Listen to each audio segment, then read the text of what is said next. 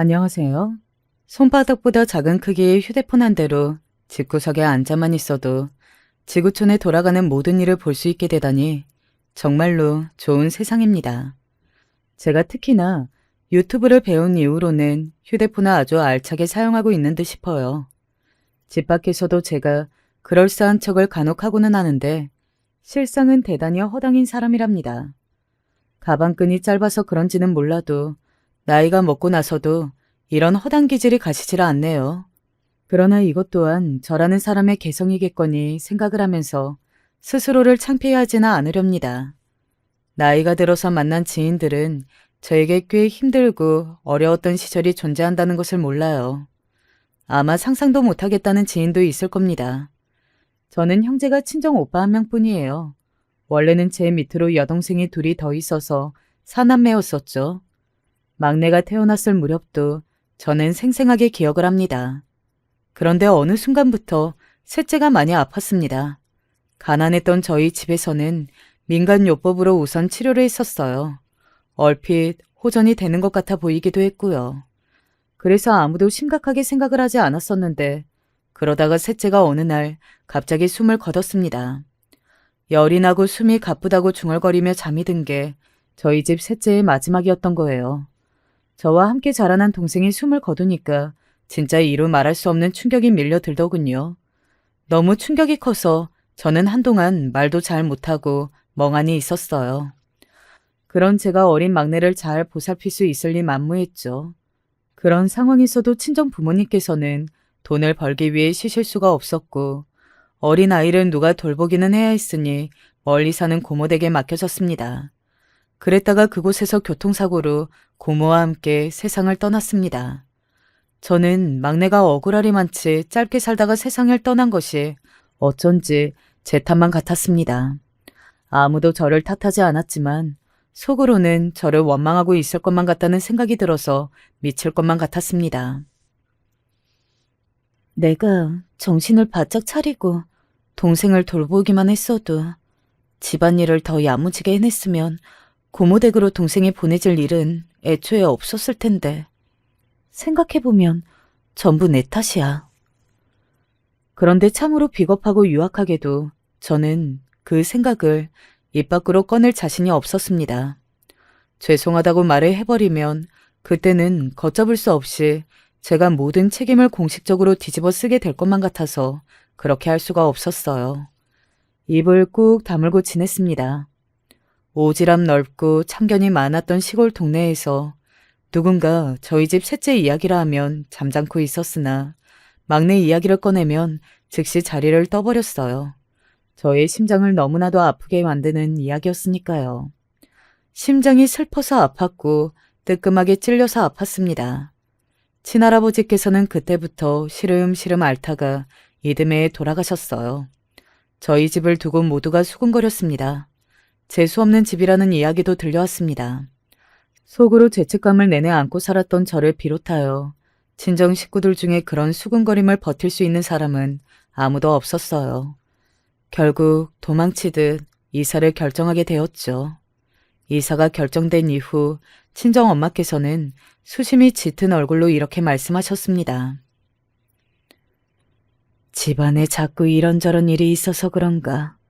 늘 건강하실 줄로만 알았던 우리 엄마가 최근 들어서 몸이 안 좋다고 하시는 게 마음에 걸려. 경아 아빠, 나는 더 이상은 아무도 잃기 싫어.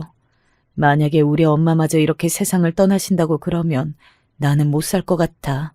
그냥 나도 따라서 가버릴 것 같아.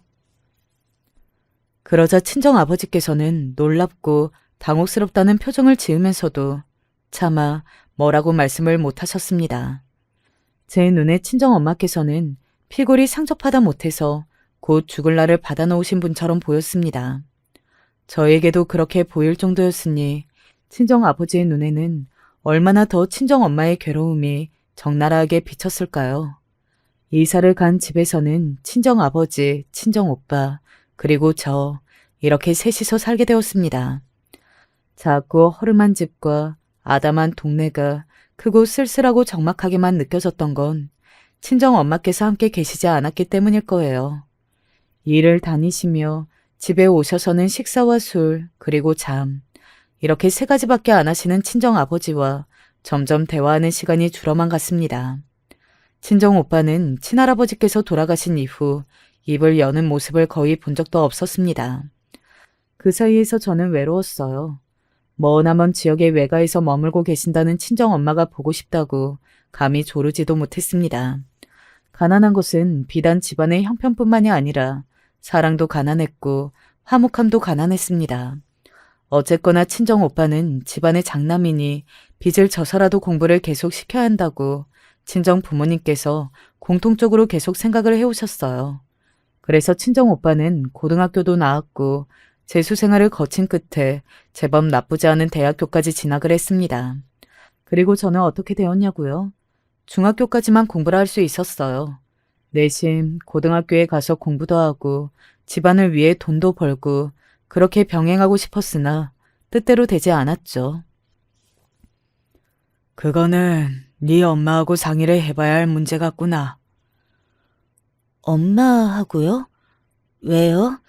그런다고 해서 엄마가 돈을 보내주시는 것도 아니잖아요. 그냥 아버지가 저 고등학교에 보내주시면 되는 거잖아요. 그렇게 해주세요. 경진이 너를 고등학교에 보낼 생각을 애당초 안 해봤다. 네가 고등학교까지 가고 싶어 할 줄도 몰랐고 당연히 일자리부터 바로 알아볼 곳이라고 여겼는데 네가 고등학교 얘기를 불쑥 꺼내니까 솔직히 무척 난감하구나. 나 혼자서 너에게 허락을 해주고 말고 그럴 문제가 아니야. 가슴이 철렁 내려앉았습니다. 친정아버지의 말씀이 뭔 뜻인지 알 것만 같았어요. 제가 고등학교 생활하는 동안 아무것도 지원을 해주실 수가 없으니까 만약 제 사정에 차질이 생겨서 도중에 공부와 돈벌이를 병행을 못할 경우를 떠올리면 골치가 아프시다는 것이었죠. 그런 변수를 고려하고 싶지도 않으시니까 애초에 고등학교를 제가 안 갔으면 하시는 것이 본심이었던 겁니다. 그런 걸 이해하고만 제 자신이 싫었어요. 패기 넘치게 그럼에도 불구하고서 고등학교에 보내달라고 외치지도 못하는 제 자신의 모습은 더욱이 싫었고요. 남들보다 공부를 잘할 자신도 공부를 하면서 돈을 벌 자신도 사실 저는 없었던 겁니다. 순전히 희망사항이었을 뿐인 거예요. 그 사실이 깨달아져서 창피한 마음도 들었어요. 저는 결국 중학교 졸업으로 제 공부를 마쳤고 규모가 큰 공장에 들어가서 일을 시작했습니다. 돈을 벌어서 당시 대학 입시 공부에 여념이 없었던 친정 오빠를 위한 자금을 모았고 집안의 생활비를 댔습니다. 저를 위한 저축은 아주 적은 금액만 할 수 있었죠. 제가 뼈 빠지게 모은 돈은 친정 오빠가 대학 생활하는 것에 많은 보탬이 되었습니다. 근데 뿌듯하기보다는 허무하더라고요. 나하고 오빠하고 다른 게 무엇일까? 오빠는 아들이고 나는 딸이라는 것만 빼면 사실 그다지 다를 것도 없었는데 만약에 내 동생들이 살아있었다면 걔네들도 전부 대학은 꿈도 못 꾸었겠지. 외롭고 씁쓸함을 느낄 수 없는 환경 속에서 자라온 것이었고 20살 성인이 되자마자 깨달은 것은 지독한 좌절감이었습니다. 이제 친정 부모님께서는 같이 계시는 그림이 어색해진 상태였고요. 이혼만 안 하셨다 뿐이지 왠지 두 분의 사이가 남남처럼 느껴졌습니다. 가족관계가 뿔뿔이 흩어진 기분이었고 저는 기댈 곳이 필요했어요. 만약 제가 그런 나날들을 지나온 사람이 아니었다면 21살에 결혼을 해버리는 파격적인 선택을 하지는 않았을 것이라고 장담합니다. 공장에서 알게 된 사람의 소개로 만난 그 남자는 저보다 6살 위의 연상이었는데 호쾌한 모습에 끌렸습니다. 으스대고 잘난 척하는 것을 잘하던 남자였지만 당시에 제 눈에는 그런 모습이 굉장히 당당하고 멋있어 보였으며 인생의 대선배처럼 여겨지기도 했습니다. 항상 머릿속에서 인생을 어떻게 살아야 할까 이런 고민을 하고 있던 저를 생각 없이 편하게 살라는 조언과 함께 가벼움 속으로 밀어 넣었던 남자였죠. 경진아, 이 오빠만 믿고 따라와라. 인생 뭐 있냐? 그냥 살다 보면 사라지는 게 인생이야. 심각하게 인상 쓰지 마. 닥치는 대로 생각 없이 사는 게 최고야, 최고. 그런 남자에게 홀딱 빠져버린 저는 제 인생에 있었던 우울한 시간들을 결혼으로 덮어버릴 수 있을 거라고 생각해서 결혼을 한 것이었어요. 멋대로 결정한 결혼이었습니다. 친정 부모님께서는 깜짝 놀라셨고 너무 갑작스럽다고 하셨었죠. 그 앞에서 저는 이렇게 말씀을 드렸습니다. 결혼하고 싶으니 두 분께 도와달라고 하는 거 아니에요. 안 보태주셔도 돼요. 그러자 친정 부모님께서는 똑같이 한숨을 내쉬셨습니다. 그거 씻고 저는 안도의 한숨처럼 보여서 왠지 가슴이 시큰거렸던 것 같아요. 결혼하기로 결심을 잘했다고 여겼고요. 그늘진 친정 식구들을 벗어나 새로운 제 가족을 이제 만나는 것이었습니다. 기대감으로 부푼 저를 향해 친정 오빠는 쓴소리를 날렸어요. 경진아, 암만 생각해도 너 지나치게 섣부르는 거 아니야? 진심으로 내가 부탁을 하는 건데 너 결혼하는 거 다시 생각해라. 변변한 직업도 없는 놈이라면서. 오빠가 뭘 한다고 그런 말을 해? 됐어. 오빠는 공부나 마저 해. 대학이나 졸업할 것이지. 나한테 신경은 왜 쓰는 거야? 오빠가 언제부터 나한테 신경이나 썼다고 그래?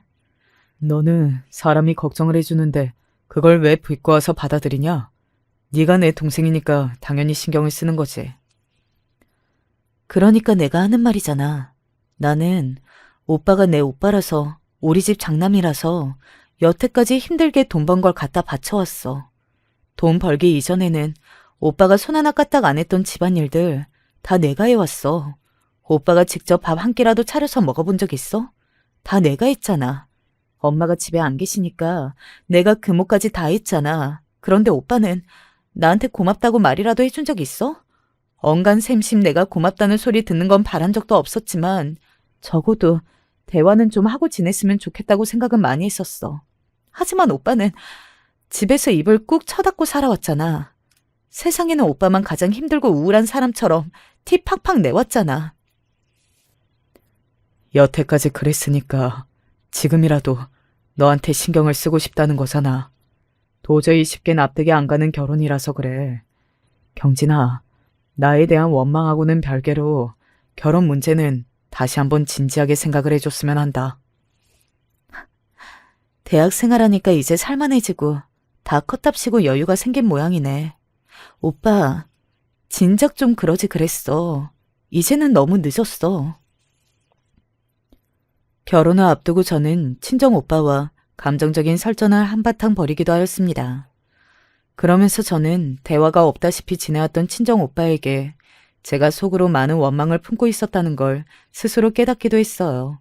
유일한 형제였고 나이도 또래이고 함께 동생들을 잃은 아픔을 가지고 있는데 그런 존재와 대화가 단절된 채로 지내온 것이 저는 아쉬움을 넘어서 원망스러웠던 모양이었습니다.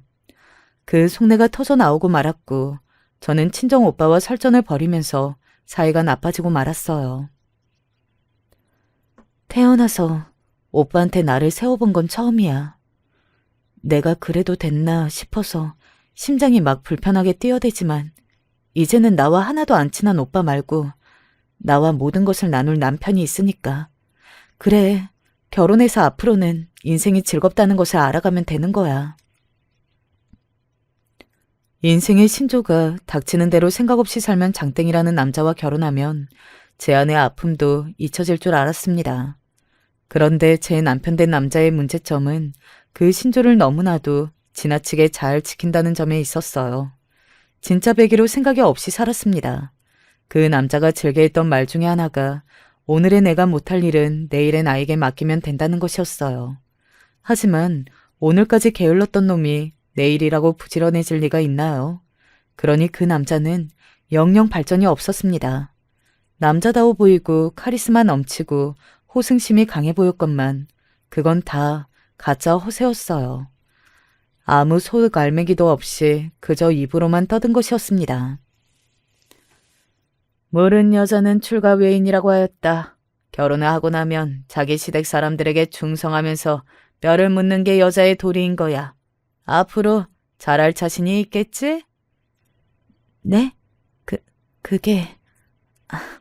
네, 알겠습니다, 어머님. 며느리로서 최고로 잘 해내야 하는 것부터 나는 확인이 얼른 되었으면 좋겠구나.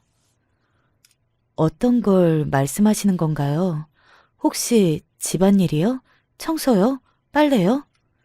당연한 걸 너는 뭘 묻고 그러니? 당연히 아이를 낳는 일이지.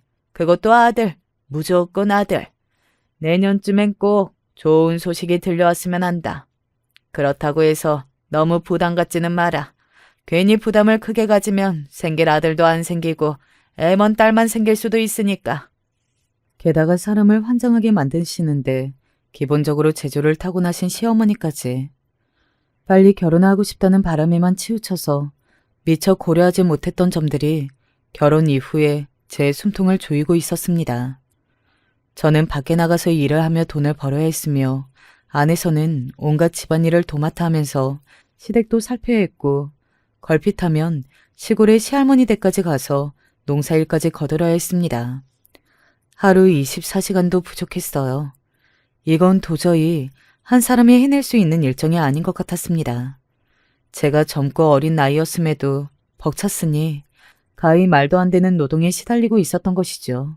하지만 제가 이러고 지내는 동안에 남편이랑 잣자는 이 일 저 일로 옮겨다니면서 걸핏하면 집에서 쉬었어요. 들어앉아서 쉬는 동안에 아무것도 하지 않았고요. 결혼하기 전에는 나만 믿고 따라오라면서 큰 소리 뻥뻥 치더니 겨우 이런 꼬라지를 보여주려고 그런 거였어? 대체 내가 누구를 믿고 의지해야 하는 건데요? 아, 시끄러워. 귀 따갑게 시리 왜 이렇게 잔소리해야 돼? 집구석에서 내 마음 편하게 쉴 수도 없게 만드네. 그러길래 도대체 왜 자꾸 집구석에서 쉬냐고요? 일 안 나가요? 남들은 그 나이에 가장일을 활발하게 할 때라면서 쉬지 않고 직장 생활하고 가장으로서의 역할을 톡톡하게 해대던데. 뭐야? 지금 나를 다른 놈팡이들하고 비교하겠다는 거야? 나보다 잘난 남자고 결혼할 걸 그랬는데 결혼을 잘못했다고 지금 후회된다고 그런 소리라는 거야? 내가 언제 그렇게까지 말을 했어요. 자꾸 집구석에서 쉬면서 아무것도 안 하는 모습을 보기 힘들다는 뜻이잖아요. 그래. 내가 이 집 구석에서 꺼져주는 게 소원이라면 그렇게 할게. 저보다 연상이면서 유치하기는 또 어찌나 유치한지 속이 아주 간장 종지보다도 작았습니다. 단단히 삐져서 그 남자가 집을 나가버리면 제가 또 손해였어요. 나가서 일도 안 하는데 뭘 하겠나요? 아는 사람 붙잡고 만나고서는 술이나 퍼마시는 것이었죠. 술은 공짜인가요? 아니요. 돈이 들죠. 술자리에서 술만 마시는 법 없고 안주도 필요하잖아요. 돈이 꽤 들었어요.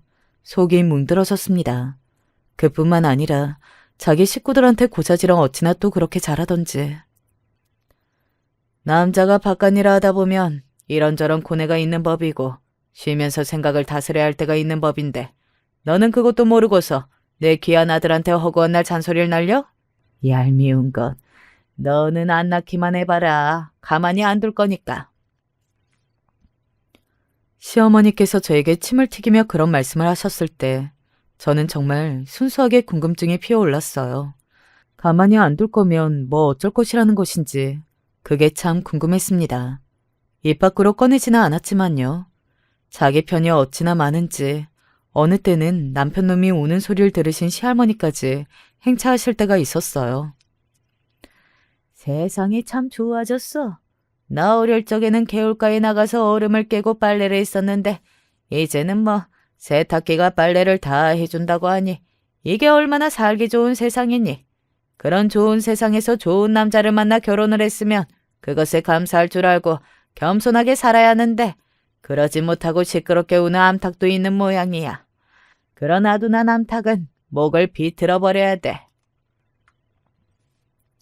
제가 가방끈이 긴 사람은 아니었어도 말씀 속에 암탉이 저라는 사실을 알아차리는 데는 아무 문제가 없었습니다. 제 발등을 제가 찍었다는 생각만 들더군요.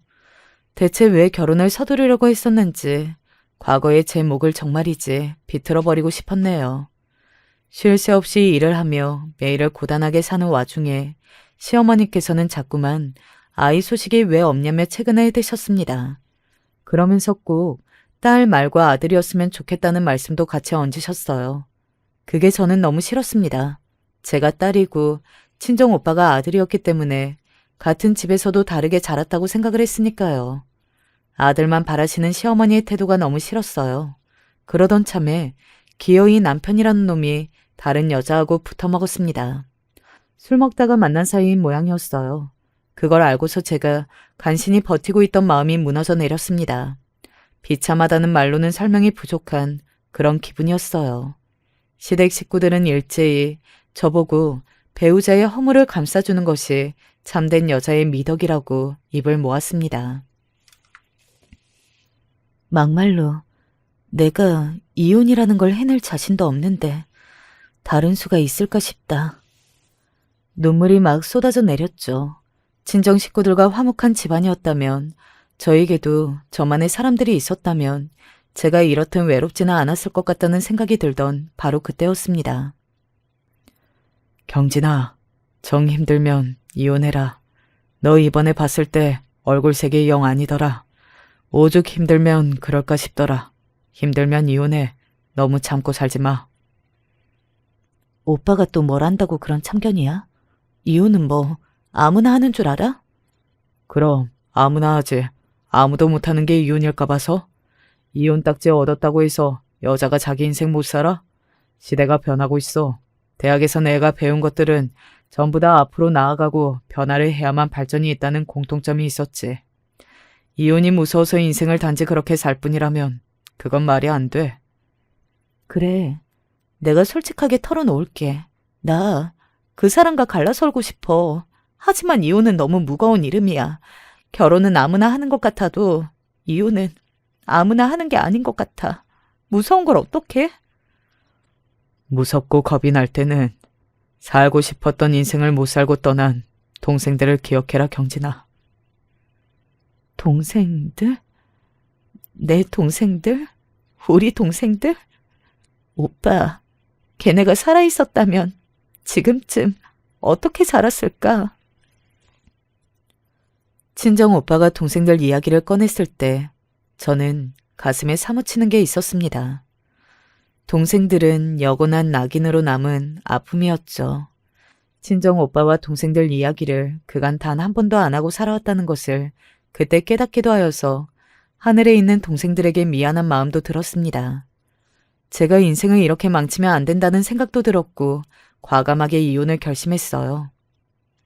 이 미친 것이 감히 누구 아들을 이혼남으로 만들려고 수작질이야? 아, 절대 안 돼! 시어머니께서는 제 뺨을 치며 분노하셨습니다. 하지만 하늘은 제 편이었던 것 같아요. 남편이란 작자가 놀아났던 여자가 임신을 했거든요. 그래서 제가 이혼을 할 수 있었습니다. 섣부른 판단으로 했던 어리석은 결혼 생활이 막을 내렸을 때 저는 후련한 마음이었어요. 2년이 지나서 전 남편에게 아이가 자기의 아이가 아닌 것 같다며 자기 집안 사람들도 그렇고 그 여자도 그렇고 모두가 쌍꺼풀이 아무도 없는데 태어난 아이만 쌍꺼풀이 처음부터 있었다고 하면서 저와 이혼하는 게 아니었다고 가슴을 치며 후회한다고 그랬습니다. 나는 하나도 후회가 안 되는데 새롭게 일하며 살고 있는 지금이 너무나도 즐겁고 좋으니까 그쪽이 후회를 하든 말든 알아서 하시고 연락하는 일 없었으면 좋겠네. 거짓말하지 마. 여자가 무슨 일을 하면서 즐거워해. 결혼하고 가정을 꾸리는 게 가장 즐거워야 정상이지. 전 남편 놈이 울부짖었는데 발악으로 들려서 저는 그저 웃으며 전화를 끊었습니다. 마지막으로 추한 발악을 접하면서 저는 결심한 게 있어요. 결혼으로 제 삶을 얽매이지 말자는 것이었습니다. 그래서 결혼을 멀리한 채 제 일상에만 집중하면서 살았어요. 친정 부모님께서는 여전히 남남 같은 관계였고 그 당시에 대놓고 밝히지는 않으셨으나 각자 새로 만나시는 분들도 있는 듯 싶었어요. 저와 친정오빠 두 사람 다 모른 척하며 지냈을 뿐이었죠. 친정오빠와는 나이가 들수록 가까워졌습니다. 새언니도 제법 저와 대화가 잘 통하는 편이어서 더욱 그랬고요. 그렇게 사는 것도 나쁘지 않다고 여기던 어느 날이었어요. 저에게 새로운 인연이 찾아왔습니다. 처음에는 그냥 가정이 있는 남자인 줄만 여기고 전혀 이성으로 보지 않았어요. 하지만 알고 보니까 그 사람은 이미 배우자와 이혼을 하고 나서 혼자 딸을 키우고 있었더라고요. 옆자리가 비어있는 사람이라니 그걸 알고 나니까 제 마음이 일렁거렸죠. 전 남편 때와는 다르게 성급함 없이 잔잔하게 물결치는 마음이었습니다. 고요하리 마치 잔잔한 물결, 그러나 아주 먼 곳에 닿을 때에 가서는 커다란 파도를 반드시 일으키고야 마는 그런 큰 힘을 숨기고 있는 감정이었습니다. 그럼에도 재혼까지는 망설여졌는데 새언니가 저를 설득했어요. 좋아하잖아요. 그럼 된 거예요. 뭐가 더 필요하겠나요? 그치만 저는 결혼에 실패한 적이 있었잖아요. 이제 와서 다시라는 것이 망설여져요.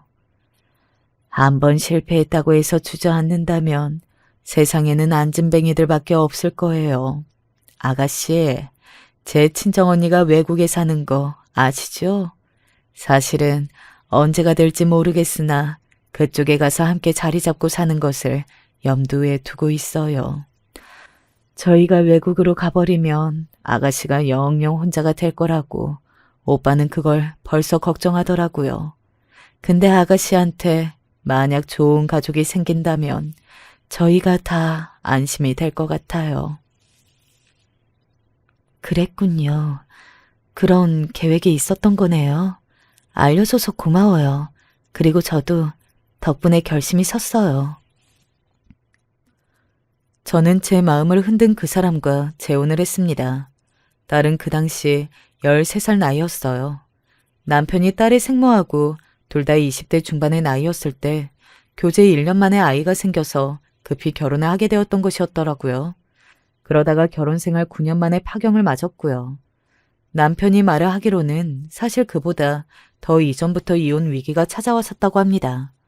왜냐하면 시부모님과 딸의 생모 사이가 너무 안 좋았기 때문이래요. 시부모님께서는 처음부터 남편에게 반란까진 그런 천박한 여자하고 만나는 건 아니라면서 교제를 맹렬히 반대하셨다고 합니다. 집안의 성화에 못 이긴 남편은 딸의 생모하고 헤어진 척을 했고 뒤에서 몰래 사귀다가 딸이 생기는 바람에 모든 것을 다 밝히는 수밖에 없어졌던 거예요.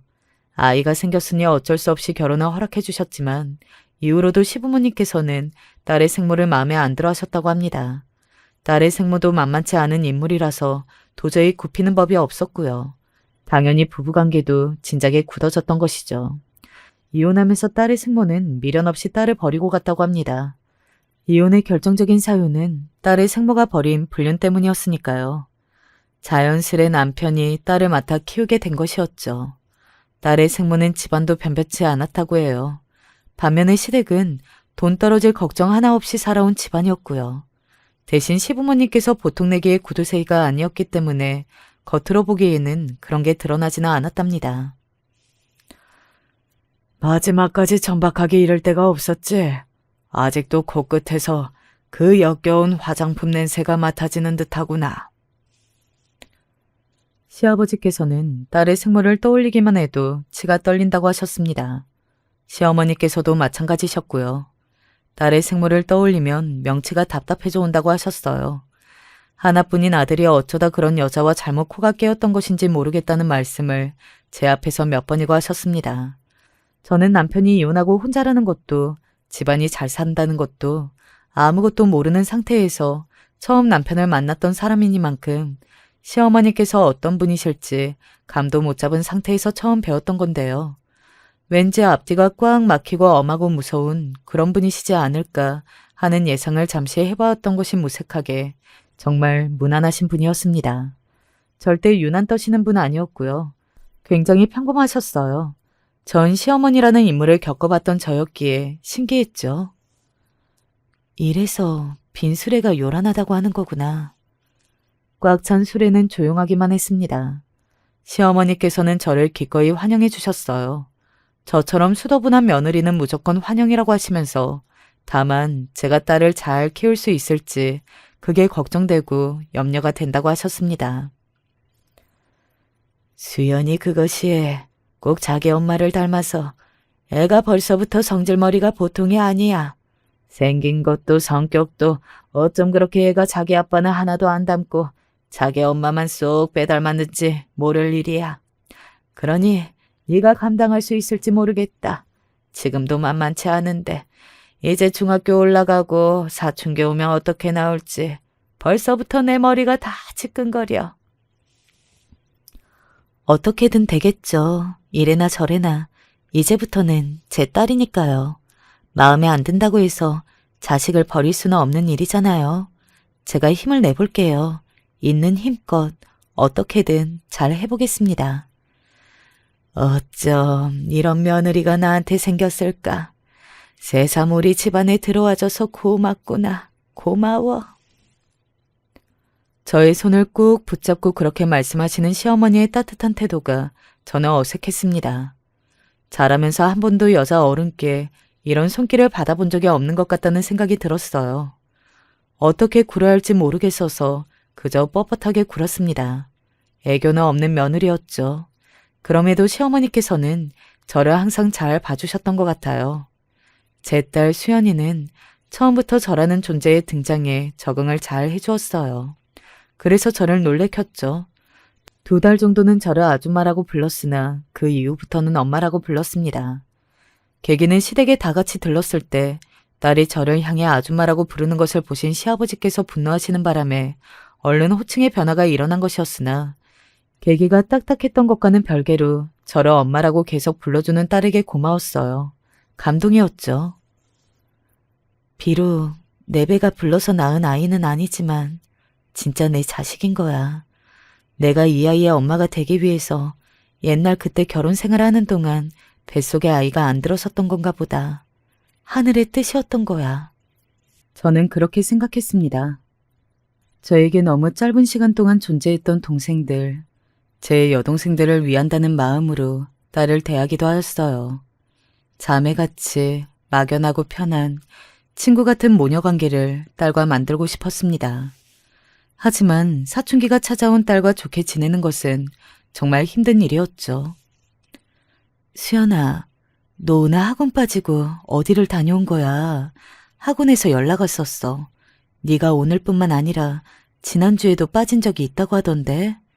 학원 빠지고서 이 늦은 시간까지 어디서 놀다 온 거야? 아, 시끄러워. 쫑알쫑알 말 더럽게 많네. 저번에는 시험 성적 가지고 지랄하더니만. 하여간에 진짜 별것 가지고 다 유난이다. 짜증나게. 뭐라고? 너 지금 말 다 한 거니?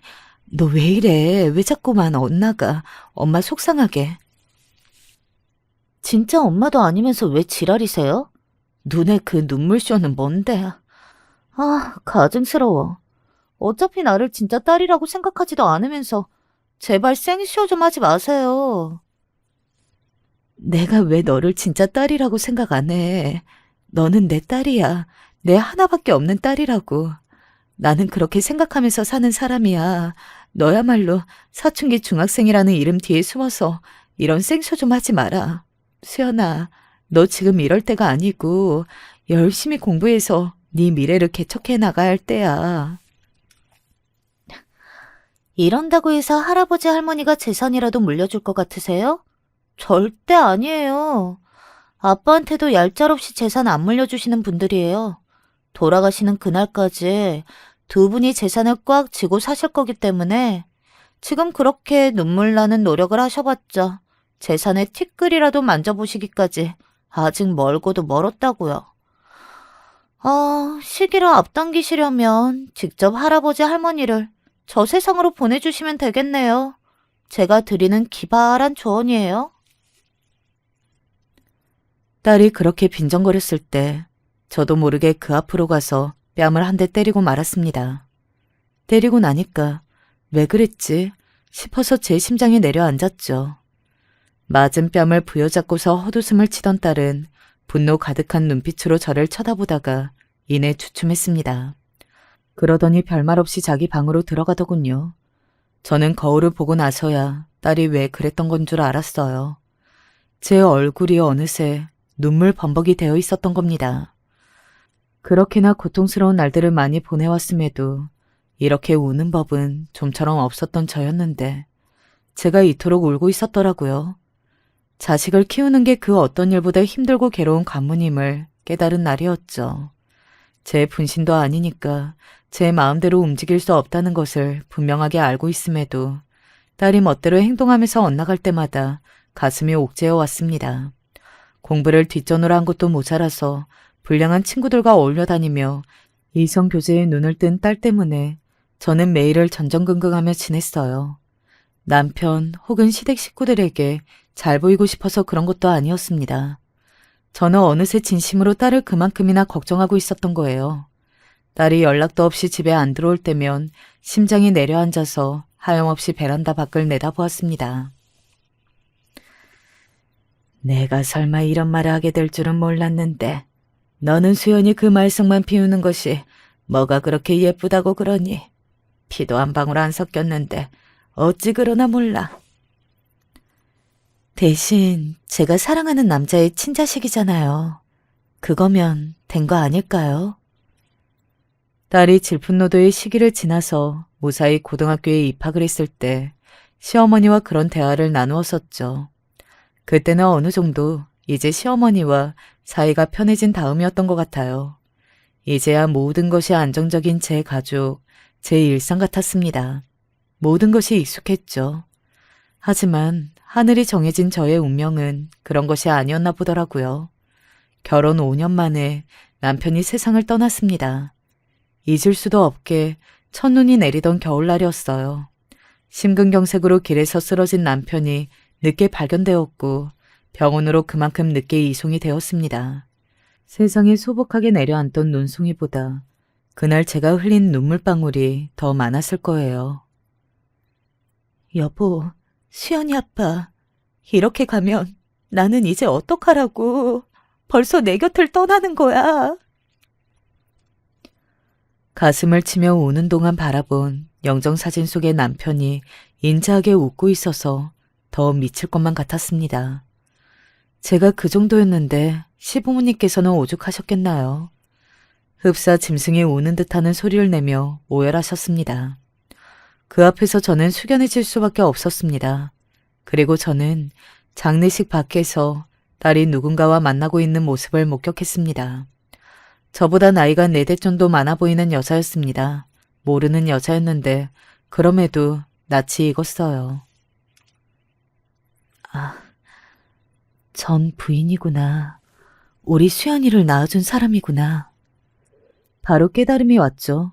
딸하고 인상이 굉장히 닮아 있었거든요. 저는 기둥 뒤에 몸을 숨기고 가만히 있었습니다.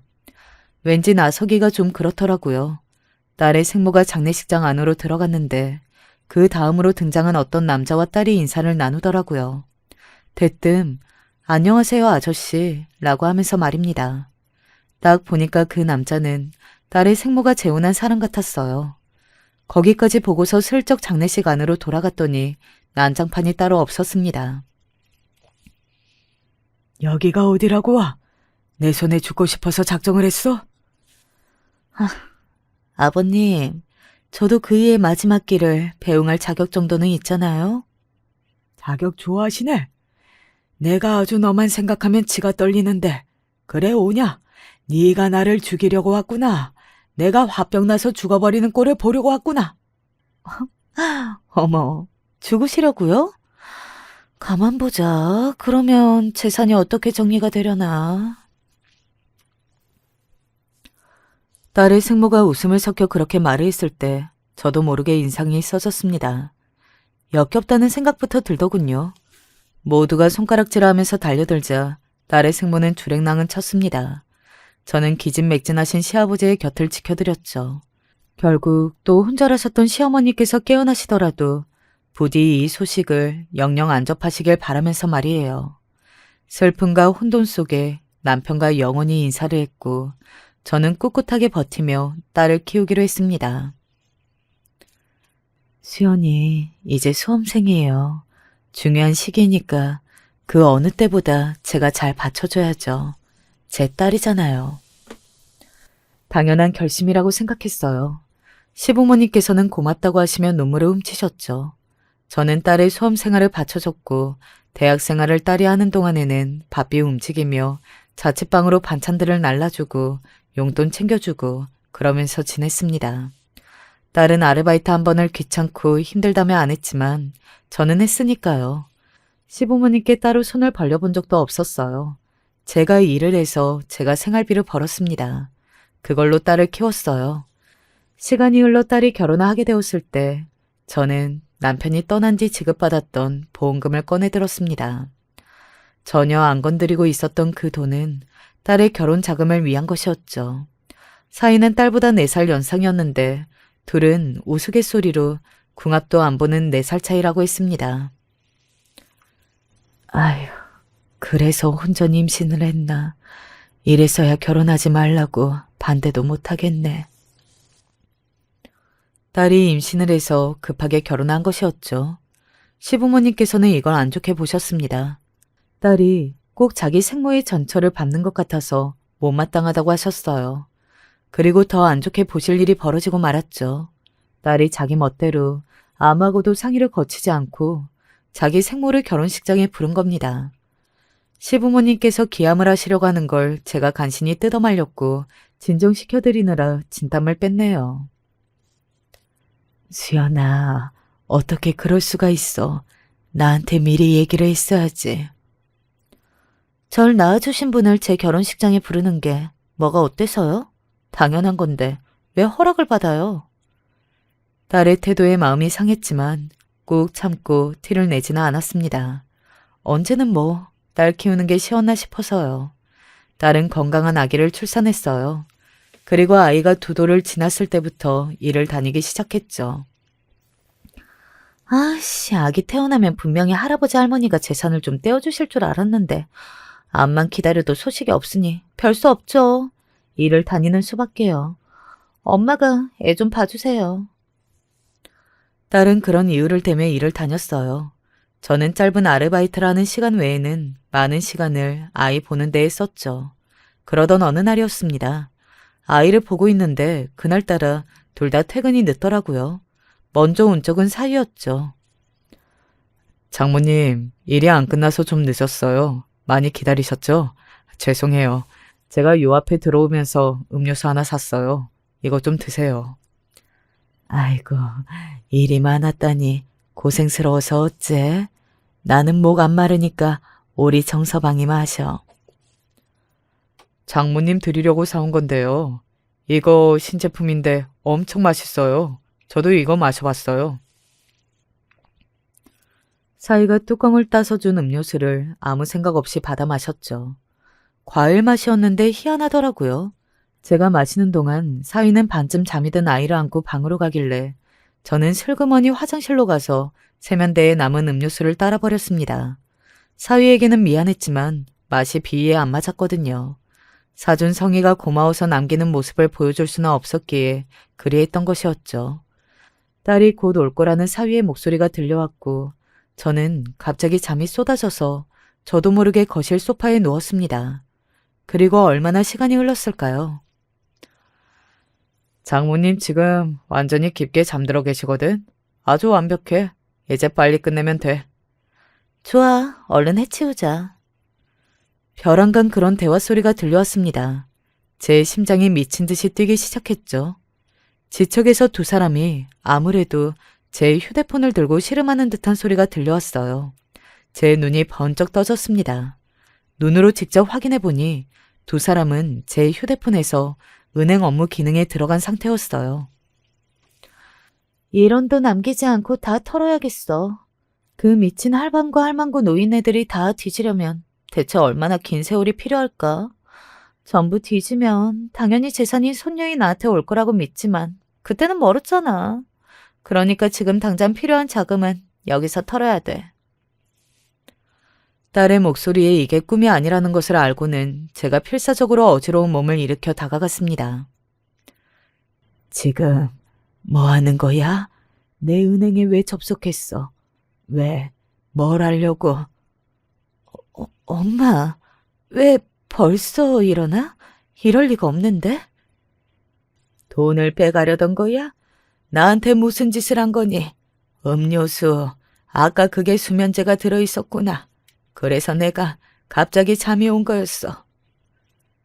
제가 휴대폰을 향해 팔을 뻗자 사위가 저를 밀쳐냈습니다. 딸은 저를 외면했고요. 만약 그때 딸이 저를 외면하지 않았더라면 저는 달리 굴었을 거예요. 제가 아등바등 품에 끼고 힘들게 키워온 딸이 저를 배신하지만 않았다면 저는 언제까지고 엄마로 있어 주었을 겁니다. 그러나 왜 빨리 깨어나고 지랄이냐며 쌍욕을 해대는 사위의 태도를 보고서 모른 척하는 딸의 모습에 저는 충격을 받았고 즉시 현관문 밖으로 나가 이웃집의 문을 두드렸어요. 경찰 불러주세요. 여기 경찰에 신고해주세요. 제가 할 수 있는 최선의 선택이었습니다. 그러자 경악에 찬 딸과 사위가 저를 말리려 달려나왔고요. 문을 연 이웃집에서 대체 무슨 일이냐며 놀란 얼굴을 보였습니다. 결국은 경찰이 왔어요. 딸과 사위는 휴대폰을 구경하고 있었을 뿐이었다고 둘러대면서 저를 노망난 사람 취급했습니다. 경찰은 저를 도와주지 않았죠. 하지만 저는 두 사람의 진면목의 배신을 당한 상태였기에 결심을 마친 뒤였습니다. 이런 저를 당해낼 수는 없었어요. 어머님, 아버님, 제가 드릴 말씀이 있습니다. 그간 말씀 못 드리고 살아온 점, 그걸 우선 죄송스럽게 생각하며 밝히고 싶은 게 있어요. 수연이는 두 분의 진짜 손녀가 아니에요. 뭐라고? 네가 지금 뭐라고 한 거냐? 수연이가 진짜 손녀가 아니라니? 우리 집안 핏줄이 아니라는 거야? 네, 아버님, 그 말씀을 드리는 거예요. 저는 수연이의 생부가 누구인지 첫눈에 보자마자 알겠더라고요. 왜냐하면 그 사람은 수연이의 생모가 재혼한 사람이었으니까요. 경악에 찬 시부모님의 얼굴을 바라보며 저는 남편의 장례식장에서 마주쳤던 얼굴을 떠올렸습니다. 딸의 생모와 함께왔던 남자였죠. 딸의 얼굴형, 눈썹 모양이 완전히 그 남자와 닮아 있었어요. 또한 저는 그간 딸이 몰래 자기 생모를 계속 만나왔다는 사실도 밝혔습니다. 저는 알면서도 모르는 척 해주었던 것이었거든요. 딸이 생모에게 기대고 싶은 마음이 있다는 것이 이해가 돼서 배려한 것이었어요. 그 여자라면 치를 떠시는 시부모님께서 완전히 뒤집어지셨습니다. 그 망할 년이 결국은 우리 아들을 가지고 농락했던 거였구나. 가만히 안 둬. 시어머니께서 울분을 터뜨리셨고 시아버지께서는 당장 그것들을 다 무너뜨리겠다고 하셨어요. 딸의 생모가 액세서리 가게를 운영하고 있었는데 그게 몽땅 다 도난당하는 사건이 벌어졌습니다. 희한하게 가게이며 일대 CCTV가 그때 먹통이었죠. 그딴 식으로 살았으면 도둑질 정도는 언제이고 당할 수 있다는 생각으로 살아야지. 그리고 사위가 일하던 직장에 딸의 생모가 얼마나 낯짝이 두꺼운 인물인지, 그리고 그런 여자의 딸과 사이가 얼마나 정신나간 인물들인지 적은 전단지가 배포되었습니다. 복면을 쓴 정체불명의 사람 2명이 뿌리고 사라졌다네요.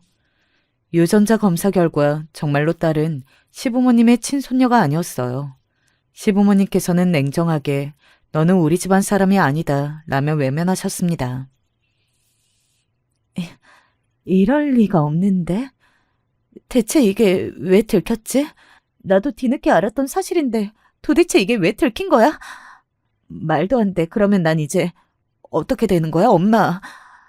빌붙을 구석이 하나도 없는 건 아니지. 우리 아기는 어떡하고. 엄마가 있었지. 우리 엄마, 세상에서 가장 착한 우리 엄마라면 계속 내 편을 들어주실 거죠? 내가 잠깐 실수를 하기는 했는데 그때는 제정신이 아니었어요. 돈 때문에 짜증나서 그랬어요. 엄마라니? 무슨 엄마 얘기하는 거야? 당연히 너를 낳아주신 그분이 엄마이겠지. 나는 네 엄마 아니잖아. 네가 그렇게 나를 생각해왔잖아. 나를 엄마라고 생각했다면 이민 준비하면서 내 돈을 몽땅 털어가려고 하지는 않았겠지. 우리가 진짜 모녀라고 생각했던 건 나뿐이었던 거야. 나는 이제 그 착각에서 벗어나련다. 엄마, 잘못했어요. 제가 판단을 잘못했어요. 애기 아빠는 도망가고 친엄마는 요새 미쳐서 제정신이 아니란 말이에요. 친아빠라는 인간은 친엄마라고도 정식 부부도 아니에요. 혼인신고 안 했다고요. 다른 여자도 있는 인간이에요. 그런 인간한테 제가 어떻게 의지를 하겠어요? 세상 모든 사람은 후회를 한단다. 그러니 네가 후회를 하는 건 자연스러운 일이야. 힘내.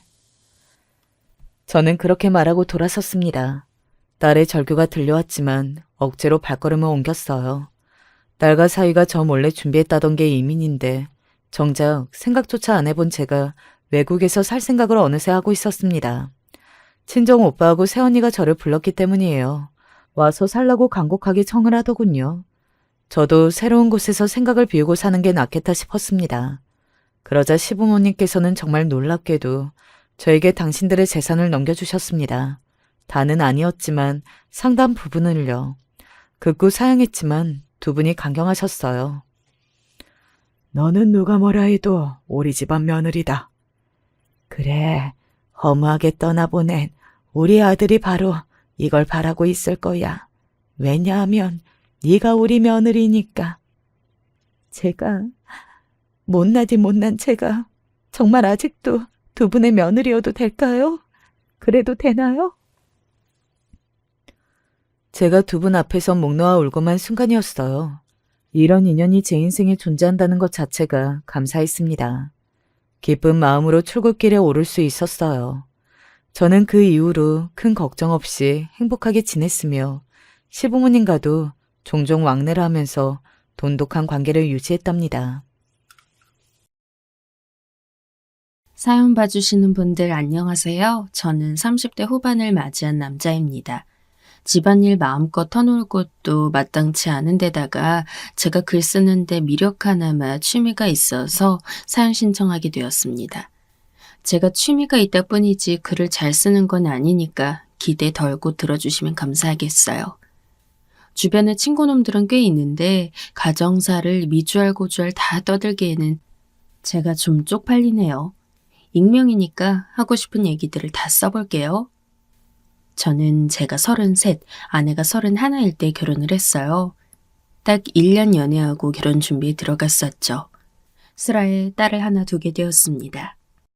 임신 기간 동안 아내나 저나 정말 힘든 시간들이었고 그래서 무사히 건강하게 태어나준 아기가 고마웠어요. 슬프고 안타까운 사실은 출산 후에 아내의 건강이 많이 안 좋아졌다는 사실입니다. 아내는 원래 간 쪽이 안 좋았어요. 이건 집안 내력이더라고요.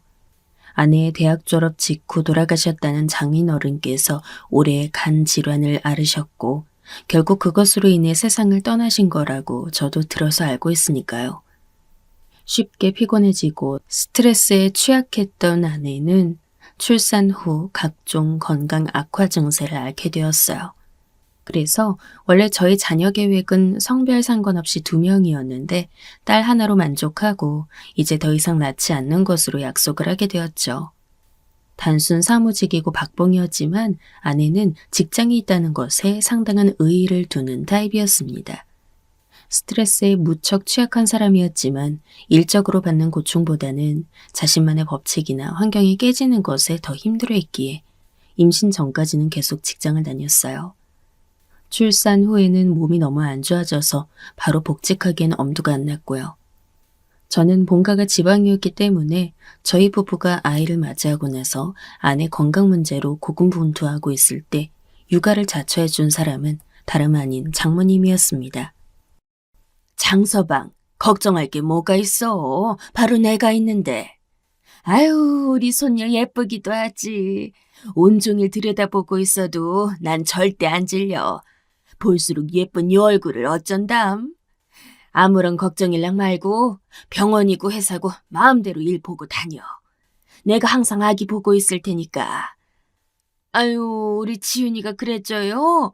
어머, 얘 봐라. 막 웃는다. 아유, 예뻐라. 아이고, 예뻐. 저도 처음 되어본 아빠라는 위치였고 출산 직후부터 급격하게 상태가 안 좋아진 아내 때문에 걱정과 두려움이 이만저만 아니었는데 저희 딸에게 온전히 집중을 해주고 사랑을 베풀어주는 존재가 곁에 있다는 것은 커다란 힘이 되어주었어요. 저는 세게 안으면 진짜 혹시나 부서지진 않을까 싶어 차마 아기를 놀아주지도 못했던 못난 초보 아빠였는데요. 장모님께서는 너무나 능숙하게 아기를 들어올리고 등을 쓸어주고 방긋 웃음 짓도록 장난까지 치면서 정말 잘 놀아주시는 게 제 눈에는 육아의 달인처럼 보였어요. 에휴, 바깥 양반 떠나고 나서 내가 마음 편히 순수하게 웃어볼 일이 통 없었는데. 확실히 집안에 아이가 있는 것만으로도 분위기가 확 달라진다잖아. 정말 그런 것 같아, 장서방. 아기 보고 있자면 절로 미소가 다 지어지네. 어째 이런 천사가 다 있을꼬. 전혀 귀찮아하지도 않으셨고 저희 아기를 보면서 늘 편안한 표정과 행복한 말씀들을 해주시는 것에 저도 정말 감동이었죠. 그때 저는 아내의 건강 문제도 그렇지만 회사 일 때문에 모든 게 겹쳐서 힘들었어요. 딸이 태어나지 않았다면 번아웃이 와서 모든 걸 다 내려놓고 호련히 자연과 벗삼아 시간이나 죽이며 살아가는 백수가 되었을지도 모릅니다.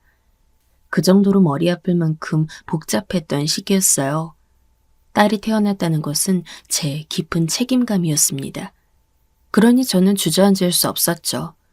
무슨 일이 있어도 내가 우리 딸 앞으로 평생 지킨다는 각오가 생겼기 때문에 하루하루 아내와 미래를 그려가며 버틸 수 있었어요. 아기가 태어나기 전에는 차마 몰랐던, 체감할 수 없었던 부성애라는 것이 아기 얼굴을 본 순간부터 모락모락 피어오르더군요. 이런 제 아기를 돌봐주신 장모님께 제가 얼마나 감사함을 느꼈는지 몰라요. 그 덕분에 저희 부부는 출산 직후에 엉망진창이었던 일정들을 모두 소화해내며 그 힘든 터널을 지나올 수 있었다고 생각합니다. 몸이 아프니까 무기력증과 약간의 우울감을 호소했던 아내도 시간이 지나면서 점차 상태가 나아지게 되었어요. 정확한 시점을 따지자면 제 생각엔 가족 친지만 모여서 소소하게 열었던 돌잔치에서부터였던 것 같아요. 그때 아내가 정말 곱게 차려입고 환하게 웃었는데 통통한 볼살을 자랑하는 저희 귀여운 딸과 더불어 세상 가장 예쁜 모녀의 모습으로 제 눈엔 그렇게 보였습니다. 그렇게 행복했던 저희 가정. 엄청난 앞일이 저희를 기다리고 있는 줄은 상상도 못했네요. 옥신각신 아웅다웅하면서도 아이 커가는 재미로 저희 잘 살았습니다. 그러다 전 세계적인 초유의 사태, 코로나를 맞이하게 되었죠. 하필 저희 아내가 코로나에 감염되는 일이 생겼는데요. 추측컨대 사무실에서 걸린 것으로 보였어요. 다행히도 저와 어린 딸은 끝내 음성이었고 역시 밀접 접촉자로 지정되었던 장모님 역시 이상 없었습니다. 아내만 걸려서 치료를 받았는데 정말 죽다 살아났어요. 원체 건강에 안 좋았던 영향이 있었나 봅니다. 기껏 다시 시작한 직장 생활을 했는데 얼마 못 가 그렇게 되고 말았죠.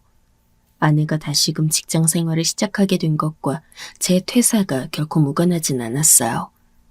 샤워할 때 머리칼이 진짜 한 움큼씩 빠지는 걸 보고 미뤄왔던 퇴사 결심을 굳히게 되었죠. 아내는 돈 못 벌어도 좋으니 직장 생활하고 싶다는 바람을 비춰왔기 때문에 타이밍 맞춰 그렇게 됐습니다. 그나마 덕분에 아내가 코로나 때문에 집을 비우는 동안 제가 저희 딸을 돌볼 수 있었죠. 그리고 나서 얼마 안 있다가 제가 지방 친구로부터 연락을 받았어요. 야, 니 뭐 잘렸다며? 잘리긴 누가 잘렸다 그래. 내가 내 발로 당당히 걸어 나온 거다. 도저히 못해 먹겠어서 때려치웠다 왜? 그게 그거 아이가. 어쨌든 니 그럼 지금 백수가 알면서 뻔히 묻고 그러냐? 근데 금방 다시 일 시작해야지. 안 되겠어. 어떻게 내가 놀고만 있겠냐? 그리고 우리 와이프도 지금 상태 안 좋아. 너도 들어서 알지? 저는 초등학교, 중학교, 고등학교를 모두 경북 구미에서 나왔어요. 제가 초등학교 5학년 때 전학을 가면서부터 구미에 살았으니까 거의 8년 가까이 살았던 셈이죠. 학창시절 내내 그곳에서 나면서 저는 제가 불알 친구라 부르고 싶은 진짜 친구 녀석들을 꽤 만났습니다. 저 포함 5명이서 오형제 패밀리 만들어 먹고선 잘 지내왔죠. 끈끈한 의리로 이어져 있는 관계라고 전 생각을 했어요. 이 중 한 녀석의 친구, 그러니까 저에겐 친구의 친구가 있는데요. 서로 알고는 있지만 별로 안 친한 사이입니다. 그런데 이 건너서 아는 친구가 간이 좋아요. 삼형제 집안의 막내인데 특이하게 형제 3명 다 그렇댔어요. 그래서 먼저 결혼한 형들은 일을 잘 안 한다나? 형수님들이 돈을 더 벌어오신다나? 그렇게 분명 들었던 게 있어요. 어쩌다 이렇게 유전적으로 간이 안 좋은 사람들이 주변에 존재하게 되었는지 싶군요. 저희 집안은 참고로 유전 질환 없이 건강합니다. 일 때문에 구미에 잠시 정착하셨던 저희 부모님께서는 저 고등학교 졸업 후에 부산으로 내려가셨고요. 거기서 아파트를 살짝 무리해서 사셨는데 거의 로또 맞은 급이 되었어요. 그쪽 아파트 값이 완전 폭등을 했거든요.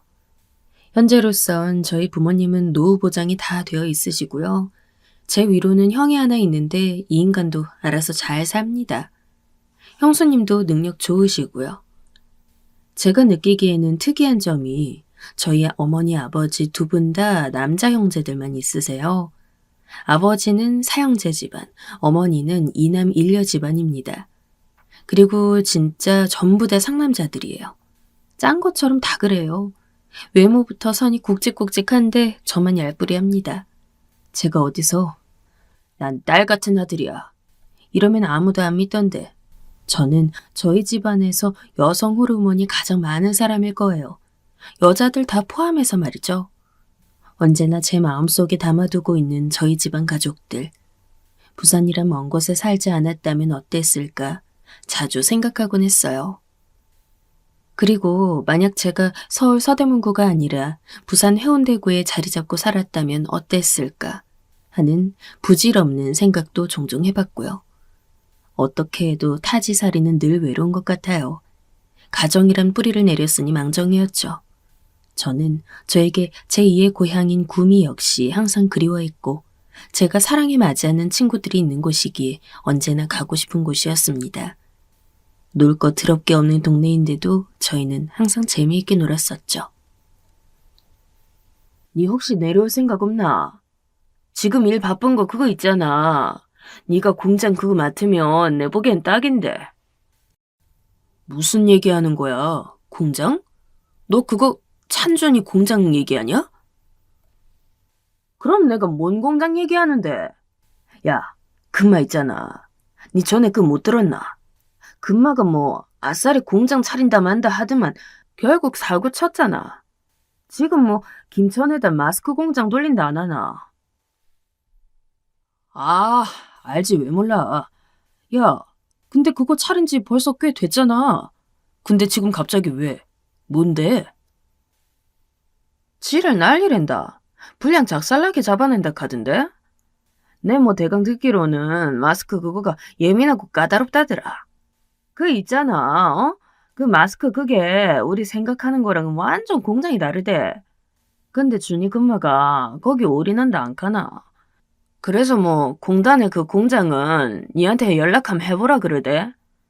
니가 원래 그런 일 한가다 하잖아. 친구 녀석들이 제 신경을 써준 모양이었는데요. 저는 단박에 솔깃해서는 욕심이 났어요. 다른 사업 아이템 때문에 바빠진 친구도 도울 겸 무엇보다 급한 상황이라고 하니까요. 몇 달 제가 공장 맡으면 돈도 엄청 땡겨준다고 하고 그렇게 챙겨준다는데 마다하기가 어려웠어요. 아내에게 바로 상의를 가장한 제 바람을 꺼내보았습니다. 난 진짜 그 일 내가 맡고 싶은데.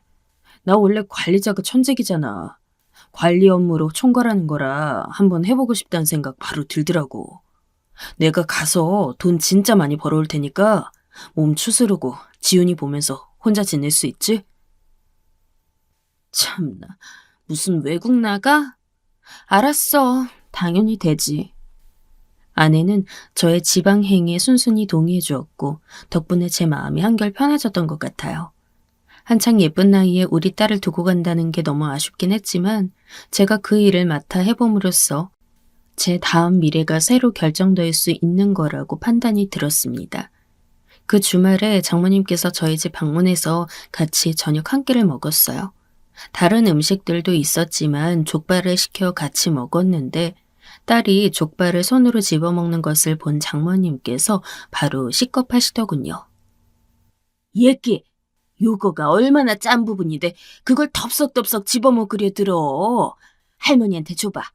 옳지. 짠 거는 할머니가 먹을 테니까 우리 예쁜 지훈이는 요거 살코기 먹자. 아유, 착하다. 족발에서 간이 센 부분은 아이가 먹지 않는 게 좋겠다면서 장모님이 족발을 집어 살을 발라다가 저희 딸에게 따로 놔주었어요. 이런 부분에서 장모님이 세심하시다고 전 느꼈죠. 바로 이런 모습들이 제 안에서 쌓이고 쌓여 신뢰를 만들어냈던 겁니다. 저 장모님, 전화로 미리 말씀드렸던 것처럼 제가 친구 공장을 대신 당분간 좀 맡아서 운영하기로 했거든요. 구미에서 지낼 집도 단기로 구할 거고요. 엄마, 거기는 주변에 단기 매물들이 꽤 많더라고. 구하는 건 일도 아니겠어. 나는 오빠 내려갈 때 같이 가서 정리하는 것 좀 도와주고 그럴 거거든? 엄마가 그때 와서 우리 지훈이 좀 봐주라. 부탁할게. 아유, 이왕 내려가는 김에 너도 장서방 지내는 곳에서 한참 쉬다 오지 그러니. 너 요즘 얼굴 꼴이 말이 아니야. 너 얼굴 보면서 뭐 느끼는 거 없어? 안 그래, 장서방? 우리 지훈이가 예쁘긴 하다만 미운 4살이긴 한지 천방지축에 날이 갈수록 드세지잖아. 괜히 다시 직장 다닌다고 설쳤다가 코로나 걸려서 죽사 발랐지. 안색 파리해가지고는 애가 놀아달라 보채고 심심하다 우는데 그 앞에서 꼼짝을 못하지.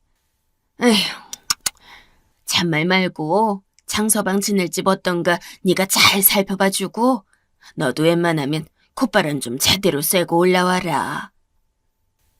장모님께서 약간 신랄하게 말씀하시는 것에 저희 부부 서로 눈빛 교환하면서 민망하게 있었네요. 그렇게 내려가기로 한 날짜가 되었어요. 저희 딸이 장모님 옆에 찰싹 달라붙어 귀엽게 손을 흔들며 빠빠이 해주는 것을 뒤로 한 채 트렁크랑 뒷좌석에 짐을 꽉 채워서 아내랑 구미로 내려갔어요. 저는 워낙 단벌 신사로도 잘 지내는 타입이라 짐도 얼마 없었고요. 그래서인지 예상보다 정리는 금방 끝났죠. 공장이랑 출퇴근 동선 좋은 위치에 있는 투룸이었어요. 그리고 아내는 이곳 생활을 마음에 들어하는 눈치였습니다. 집에서 가만히 침묵 속에 책이나 읽고 한적한 동네를 낮에 한 바퀴 돌면서 산책이나 하고 조용한 동네 카페 가서 혼자 앉아있고 이런 생활에 만족해했어요. 여기 있으니까 나 꼭 힐링하러 온 사람 같다. 지훈이가 너무 보고 싶긴 한데 솔직히 내 몸과 마음이 재충전되는 느낌이야. 그러면 며칠 더 있다가 올라가는 건 어때?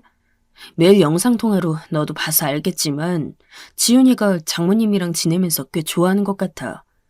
부모인 우리보다도 장모님께서 때로는 더 지훈이를 위해 주신다는 느낌을 받을 때도 있다니까. 이거 나만 그래? 우리 엄마가 애를 잘 보는 것 같긴 해. 난 솔직히 체력적으로나 정신적으로나 하루 종일 지훈이 보려면 벅찬데 엄만 거뜬하시더라고. 아, 진짜 엄마가 우리랑 가까이 살아서 얼마나 다행인지 몰라. 그럼 엄마한테 내가 연락할까? 나 조금만 더 있다 간다고?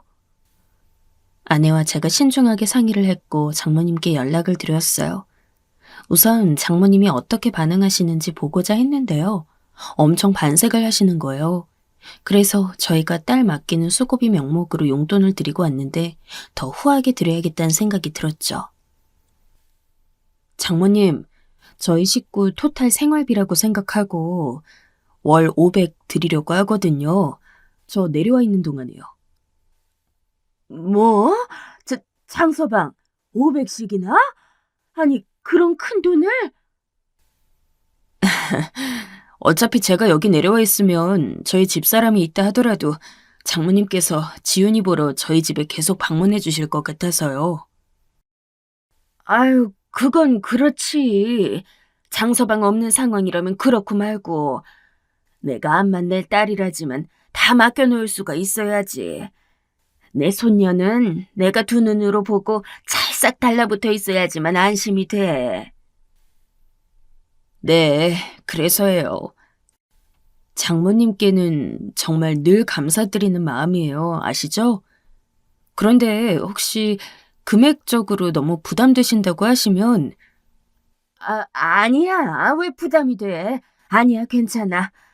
아휴, 내가 뭐 준다고 해서 그 돈을 낼름 다 써버릴 사람이야? 아닌 거 장서방이 더 잘 알지? 그거 돈 주면 내가 우리 지훈이 앞으로 직접 저금하고 싶어. 할머니가 손녀를 위해 모은 돈으로 만들면 좋을 것 같네. 장모님께서 그렇게 말씀하시니 제가 알았다고 대답할 수밖에 없었죠. 돈 500 드리는 거 어떠냐는 건 아내가 먼저 꺼낸 얘기였는데 지금 저희에게 다른 것이 부족하지 돈이 부족한 상황은 아니었기에 저도 괜히 기분 상하기 싫이 가타부타 다른 말 안 꺼내고 한 큐에 알겠다고 동의를 했어요. 장모님께 가는 돈이 결국 저희 집안 돈이라 여겼고 몇 달 공장 맡으면서 버는 액수도 많았으니까요. 그렇게 하기로 하고 나서 한 2주였나 보름 정도 지나고부터 무렵이었어요. 저희는 별 특별한 일이 있지 않고서야 저랑 아내 둘 다 매일 영상통화로 딸을 보면서 대화를 나눴습니다. 같이 할 때도 있었지만 보통은 아내가 이른 오전 시간에 영상통화를 했고 저는 하루 일과를 마무리하는 밤중에 했어요. 그런데 언제부턴가 우리 지윤이가 글쎄 저녁 먹고 좀 놀다 보면 금세 잠이 온다 그러네. 조는 닭마냥 꾸벅꾸벅해서 안 되겠지 뭐야. 밤늦게 통화는 이제 안 되겠어, 장서방. 밤에 영상통화를 안 받으시고는 장모님이 카톡으로 애가 이미 잔다고 답장을 주셔서 좀 희한하다 생각했어요. 각 잡고 여쭤봤더니 저런 말씀을 주셨죠. 딸이 일찍 자기 시작했다네요. 전 웬만하면 지금까지처럼 밤에 잘 준비 다 마친 딸의 모습을 보면서 영상통화를 하고 싶었는데 장모님과 지내면서 아이의 수면 패턴이 바뀌었구나 싶고 그래서 수긍을 했어요. 대신 딸이 보고 싶으면 퇴근하고 나서 씻고 옷을 갈아입자마자 영상통화를 걸었죠. 우리 공주님 이제 저녁 먹어? 저녁 먹고 치카치카하고 이제 잘 준비할 거예요? 일찍 자고 일찍 일어나는 새나라 어린이네. 보기만 해도 웃음이 나는 저희 딸을 보며 전 그렇게 말을 해주었습니다. 지금 생각하면 제가 그때 참 머저리 같았어요. 얼마 후 아내가 집에 돌아가기로 했어요. 공장의 여유 짬 날 대로 타이밍 잡느라 예정보다 4일 정도 늦어졌습니다. 올라가는 길에 당연히 제가 데려가 줬고요. 딸을 보고 싶었기 때문입니다. 우리 딸, 이리 와. 아빠한테 와. 할머니랑 잘 있었어? 할머니 속 안 썩이고 착하게 있었어? 할머니 하고 있는 거 재밌었어? 우리 딸 요즘 매일매일 일찍 잔다면서? 꼬박 2달 만에 보는 딸에게서 저는 눈을 떼지 못했죠. 얼른 안아들고 둥가둥가 해주는데 그 이상하기 싫이 딸이 제가 무슨 질문을 할 때마다 자꾸 어딘가를 쳐다보는 거예요. 그 시선을 따라가 보면 장모님이 계셨습니다. 어라? 얘가 자꾸 왜 이러지? 약간 의미심장한 기분이 들었어요. 장모님께 가고 싶은 표정이 아니라 뭔가 눈치 살피는 것 같은 딱 그런 표정이었죠. 아이들은 속이 빤히 들여다보이기에 솔직한 존재라는 표현도 있잖아요. 그 순간 그 표현이 왜 제 머릿속에 떠올랐는지 모를 일입니다.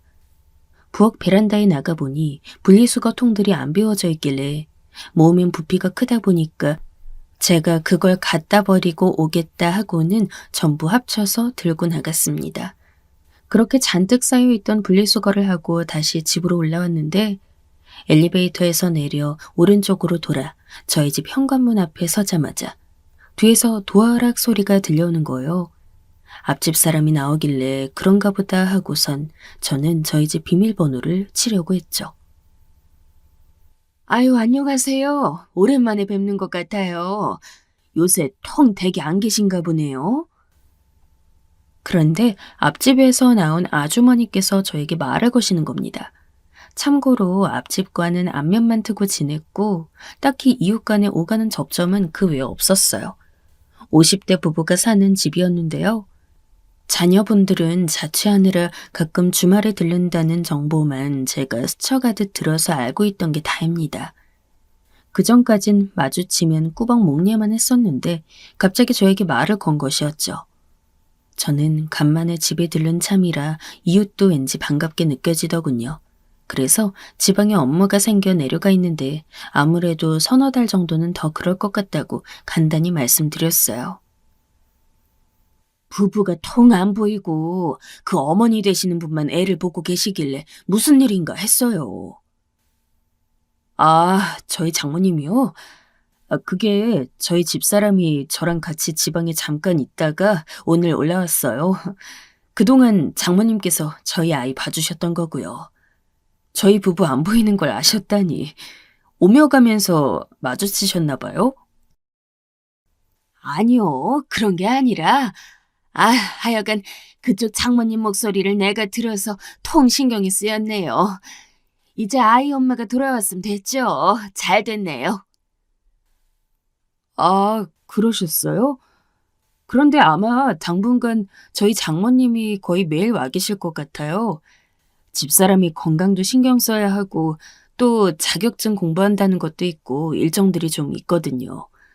아이가 장모님을 잘 따르니까 사위로서 제가 복이죠.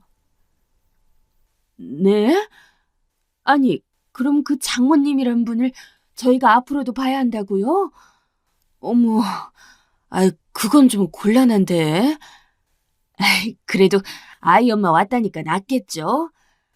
아휴, 밤마다 문을 어찌나 쾅쾅 닫아대든지.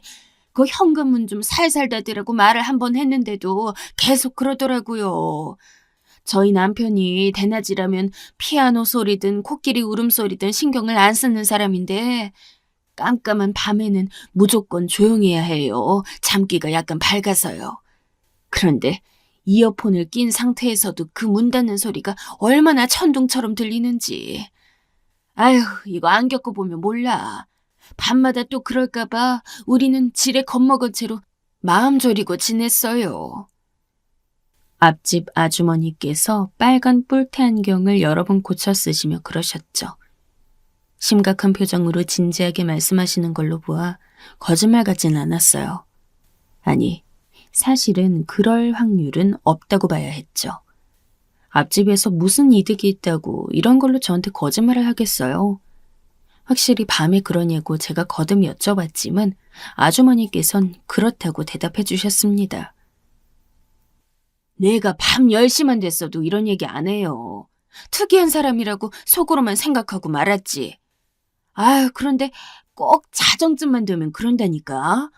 우린 다 잘나고 누워있는데 쾅쾅대면 스트레스 받죠. 이게 대체 무슨 일인지. 저는 일단 죄송하다고 대신 사과를 드렸어요. 그리고 집에 들어가 장모님께 아주 조심스레 여쭤보았죠. 밤늦게 현관문 3개 닫는 소리 때문에 앞집에서 항의를 해왔는데 어떻게 된 일이냐고 말이죠. 그랬더니 장모님께서 얼굴에 띄우고 계셨던 웃음기를 싹 지우시는 겁니다. 잘못 들었겠지. 우리 윗집이나 아랫집이 그런 걸 소리가 울려서 아마 잘못 들은 걸 거야. 그리고 내가 잠이 안 와서 밤바람 좀 쐬려고 한 번씩 밖에 나갈 수는 있는데 하도 예민들 하시니까 그냥 문 닫는 소리도 크게 들린다고 괜히 받아들인 거지. 에휴, 귀는 더럽게들 박네. 내가 알았으니까 장서방도 신경 쓰지 말어.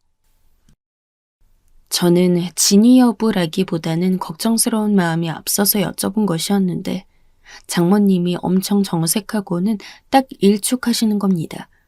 거기다 대고 제가 재차 여쭤보기가 뭐해서 알겠다고 말씀드리고 말았어요. 오랜만에 딸 얼굴 실컷 들여다보고 재롱 떠는 것도 흐뭇하게 봤더니 시간이 금방 흘렀습니다. 아쉬운 하룻밤이 지나가 버리고 저는 다시 지방행 길에 올라야만 했죠. 딸이 TV 앞에서 소꿉놀이 하다가 잠시 단잠에 빠져 있었는데 깨우지 않고 그냥 나왔어요. 장모님께 항상 감사드린다는 인사도 빼놓지 않은 채로 저 배웅 나온 아내와 함께 짐가방 들고 내려갔습니다. 그렇게 엘리베이터 타고 1층에 도착했는데 웬 아저씨 한 분과 딱 맞닥뜨렸어요. 서로 얼굴을 보고선 이렇게 됐죠. 바로 앞집 아저씨였어요. 어제는 아주머니 쪽과 이야기했던 터라 타이밍이 얄궂다고 생각하면서 제가 먼저 인사를 드렸습니다. 안녕하세요. 제가 어제 저희 장모님께 말씀을 전달해 드렸습니다. 다른 세대 현관문 닫는 소리를 앞집에서 착각하신 게 아니냐고 하실 만큼 문을 3개 닫으신 적이 없는 모양이에요. 만약 그랬다고 해도 고의가 아니신 모양이니까 너그러이 이해해 주시면 정말 감사하겠습니다. 이보세요. 술 처먹고 그랬기 때문에 지금 고의가 아니었다고 그런 말씀 하시는 겁니까? 예? 술이라니... 저는 지금 그간 저희 집에서 어린 딸아이 돌봐주신 저희 장모님 말씀을 드리고 있는데요.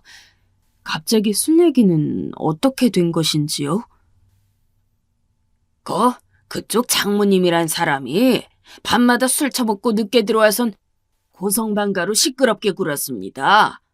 나는요, 남이 노래 부르는 거 전혀 듣고 싶지 않은 사람입니다만 술에 취해서 아주 문짝 떨어지게끔 쾅 닫지를 않나?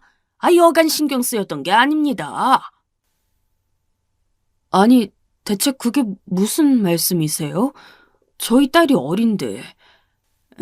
장모님께서 아이를 집에 혼자 두고 밤마다 밖에서 술 드시고 들어왔다는 뭐 그런 말씀이라도 하시는 건가요?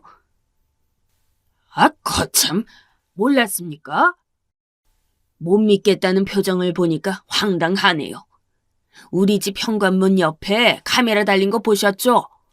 보안 때문에 우리 자식들이 달아준 건데 거기 다 찍혔을 테니 발뺌하실 순 없을 겁니다. 사위고 딸이고 참 아둔들 하시구만. 이참에 알게 됐으면 조치나 잘 취해주세요. 앞으로는 신경 안 쓰고 참 편하게 자고 싶으니까. 제 얼굴이 다 뜨거워지는 걸 느꼈어요. 분노와 수치 같은 것들이 뒤엉켜 제 속이 뒤집어졌습니다. 우선은 제 차로 가서 마음을 가라앉히고 아내와 이 건에 대해 얘기를 나눴어요.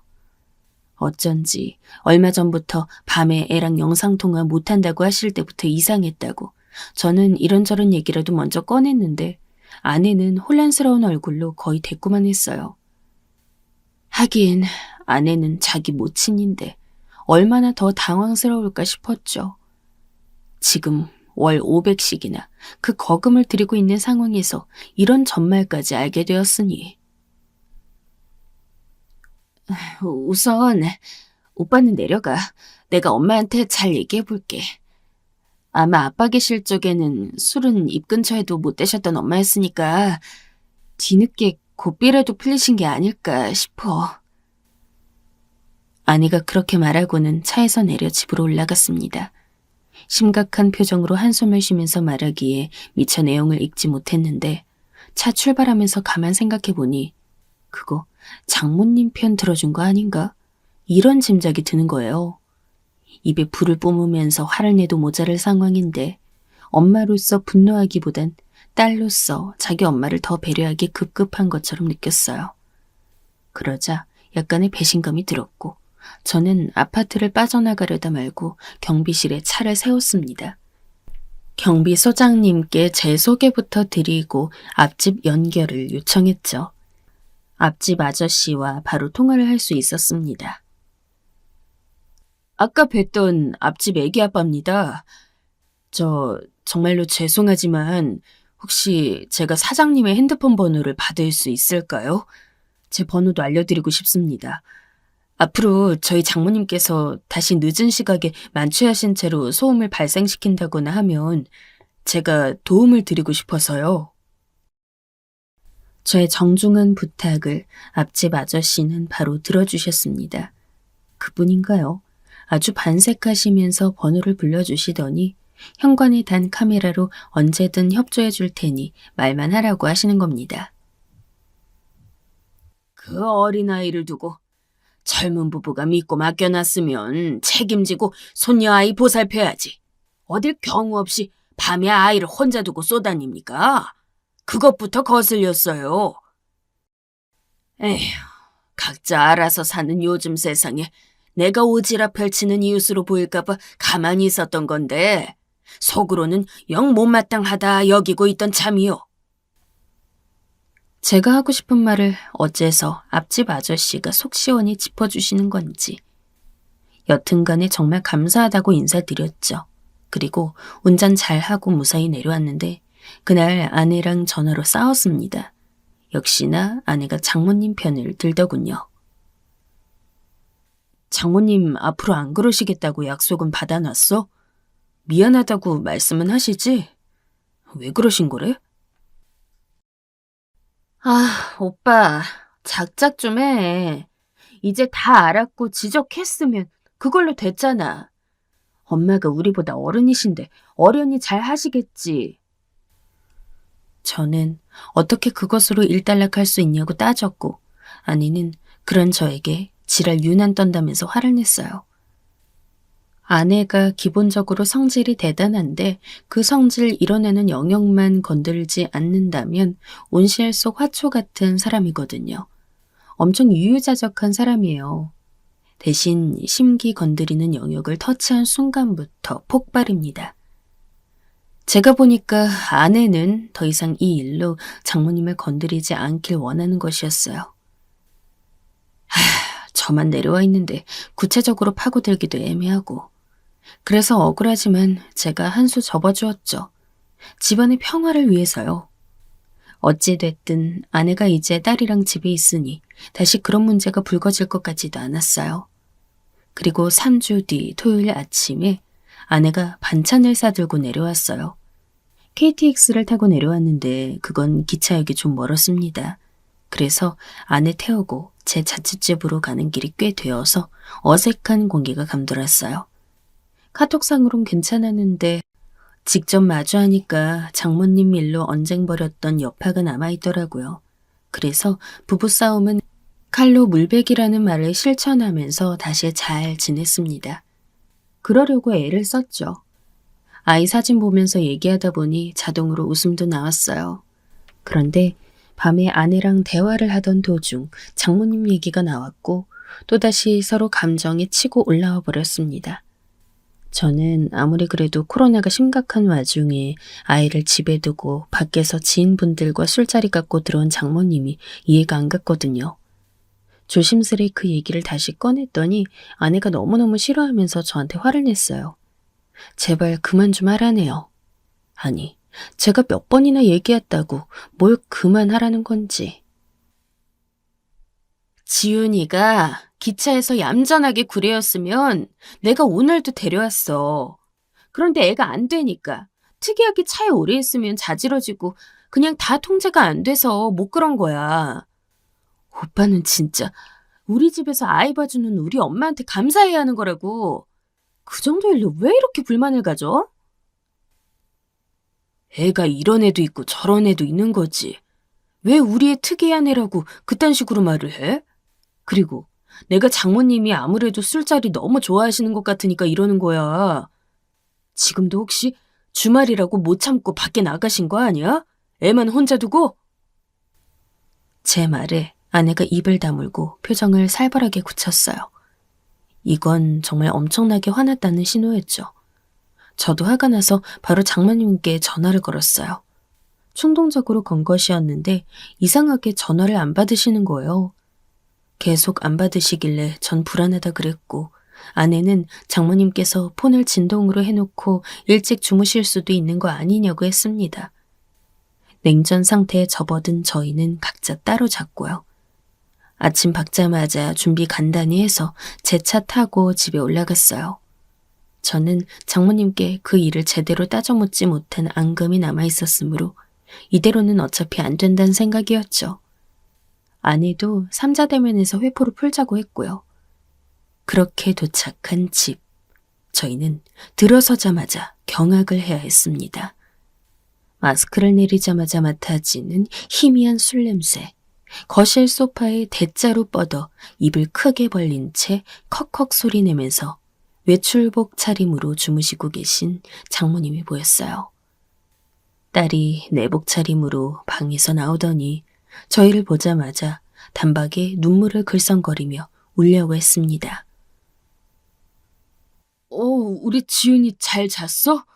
어젯밤에 할머니랑 같이 있었어? 제가 안아들고서 물어봤더니 딸이 눈물 맺힌 얼굴로 도리도리를 했습니다. 그걸 보고 제 억장이 무너졌죠. 장모님은 화들짝 놀란 채 기상하셨고 이제 개싸움 시작이었습니다. 아유, 장서방, 그게 내가 술 친구들이 생겼는데 거의 반 협박식으로 나보고 자꾸 나오라니까 그렇지. 난 원래 거절을 했어, 진짜야. 내 친구가 여기 근처 살잖아. 그 친구 집에서 모이는 게 습관이 되다 보니 다들 맞들였는지 하여간 계속 그렇게 됐네. 제정신이면 그러실 수가 없죠. 손녀 생각은 안 나셨어요? 저희 지윤이 사랑하시긴 하세요? 지금까지 가식적으로 일부러 손녀 사랑이 제일인 할머니 연기를 하신 건 아니죠? 장모님께서 구구절절 늘어놓으신 말씀, 그게 어디 먹힐 핑계인가요? 저는 말도 안 된다고, 이 무슨 어린 손녀 두고 책임감 없는 행동이시냐며 참아왔던 분노를 터뜨렸습니다. 돈 500 받으면 원수의 손녀라도 잘 돌보겠다고 제가 그렇게 말했더니 아내가 화를 내면서 저를 밀치는 겁니다. 오빠, 말 조심해. 오빠가 유난 떠는 것도 있다고 내가 분명 그랬지. 예전에도 그랬어. 지윤이 분리수면 할 때도 갖가지 이유대면서 반대하고 맨날 나보고 예민하다 그러는데 나는 늘 오빠가 더 예민하다 생각했어. 정말 지긋지긋해. 저는 아내의 말에서 아내가 지금 장모님께서 아이를 봐준다는 틀이 깨지는 걸 못 견뎌야 한다는 걸 알 수 있었어요. 이 상황 자체가 싫은 거였죠. 아내는 이런 쪽에서 고집이 있었고 제가 그걸 잘 알았습니다. 저도 정말 지긋지긋하더라고요. 우리 사이에 신뢰가 있다고 생각해. 이러면 우리 앞으로 어떻게 살자는 거야? 오빠는 말을 또 왜 그렇게 해? 나 한 번 아니면 진짜 아닌 사람이야. 정 털리기 전에 입 조심하고 생각 신중히 하고 말해. 그래, 장서방. 살다 보면 이런 일 저런 일 다 있는 거고 가족끼리 유도리 있게 좀 넘겨주고 그래야지. 아득바득 뭘 따지고 드나. 자기 기분 나쁘다고 뒤 생각 안 하고 덤벼드는 아내와 이 사태의 빌미의 제공자이신 장모님께서 적반하장으로 나오는 걸 보며 전 부하가 치밀어 올랐어요. 대화를 하면 할수록 점입가경이었죠. 머리 좀 식히고 다시 생각해보자고 제가 나름 차분하게 마무리를 지었습니다. 그리고 내려와서 어떻게든 업무에 열중하려 할 때 아내로부터 청천벽력과도 같은 연락을 받았어요. 엄마한테 오빠가 사과할 생각 없으면 나 오빠랑 못 살 것 같아. 한 가정 안에서 부부로 안 되겠다고. 야, 너 장난하냐? 내가 왜 사과를 해? 너 어디 머리가 잘못된 거 아니야? 저희는 감정적으로 싸워댔고 끝에 끝까지 치닫게 되었습니다. 그런 일로 이렇게까지 된 걸 보면 저희는 부부의 운명이 아니었나 보더라고 제가 그렇게 얘기를 했어요. 그러자 아내가 이혼하자고 하더군요. 어이없는 웃음이 제 입에서 터져나오는데 저도 아내에 대한 실망감과 배신감이 점점 짙어지고 있었기 때문에 부부관계 유지에 대한 미련은 의외로 들지 않았습니다. 저희 집에 제가 연락을 드려서 상황 설명 후에 의견을 구하게 됐고 결국 이혼하기로 했어요. 부부 중에 아무도 굽힐 사람이 없다면 갈라서는 게 맞다고 아버지께서 단호하게 말씀을 해주셨죠. 제3분 날은 걱정이 되지 않았는데 관건은 딸이었죠. 저는 딸을 당연히 제가 데려올 생각으로 이혼에 동의했던 것이었건만 상황이 그렇지 않았습니다.